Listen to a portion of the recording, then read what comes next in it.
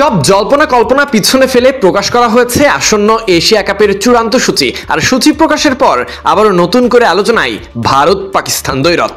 Group পর্বে একবার, এরপর সুপার ফোরে এবং ফাইনালে একাধিকবার মুখোমুখি হতে পারে দুই চির প্রতিদ্বন্দ্বী। তবে দ্বিপাক্ষিক সিরিজে না খেললেও বহুজাতিক টুর্নামেন্টে পাকিস্তানের মুখোমুখি হতে রাজি হওয়ায় ভারতীয় ক্রিকেট বোর্ড বিসিসিআই এর তীব্র সমালোচনা করেছেন ভারতের সাবেক অধিনায়ক মোহাম্মদ আজহারউদ্দিন। তার মতে, যদি খেলার সিদ্ধান্ত না থাকে তাহলে তা সব ক্ষেত্রেই না থাকুক, আংশিক সিদ্ধান্ত গ্রহণে তিনি একমত নন।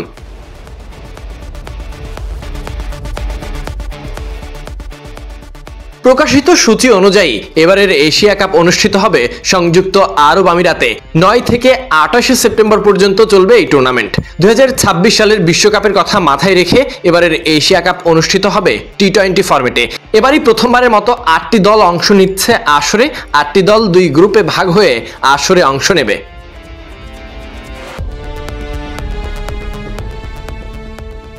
এই গ্রুপে পড়েছে ভারত, পাকিস্তান, ওমান এবং স্বাগতিক ইউএই। 14 সেপ্টেম্বর রবিবার অনুষ্ঠিত হবে ভারত পাকিস্তান ম্যাচ। গ্রুপের শীর্ষ দলগুলো উঠবে সুপার ফোরে, ফলে ভারত পাকিস্তান আরও 2 বার মুখোমুখি হতে পারে যদি উভয় দল সুপার ফোর এবং ফাইনালে পৌঁছে।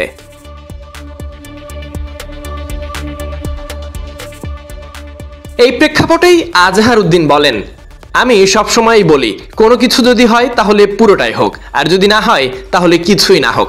আপনি যদি পাকিস্তানের বিপক্ষে দ্বিপাক্ষিক সিরিজ না খেলেন তাহলে বহুজাতিক টুর্নামেন্টেও খেলা উচিত নয়, এটাই আমার মত। তবে সরকার ও বোর্ড যা সিদ্ধান্ত নেবে সেটাই হবে।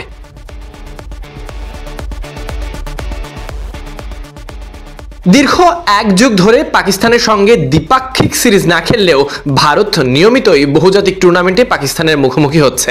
বিষয়টি নিয়ে ভারতের ক্রিকেট মহলে নানা বিতর্ক থাকলেও এবার সরাসরি বিসিসিআই এর সিদ্ধান্তের সমালোচনা করলেন এই সাবেক অধিনায়ক।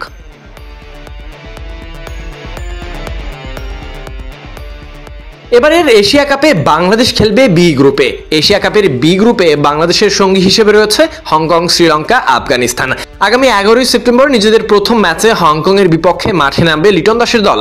এর একদিন পর গ্রুপ পর্বে নিজেদের দ্বিতীয় ম্যাচে 13 সেপ্টেম্বর শ্রীলঙ্কার মুখোমুখি হবে বাংলাদেশ। 2 দিন বিরতি নিয়ে 16 সেপ্টেম্বর টুর্নামেন্টের গ্রুপ পর্বে নিজেদের শেষ ম্যাচে আফগানিস্তানের বিপক্ষে মাঠে নামবে টাইগাররা।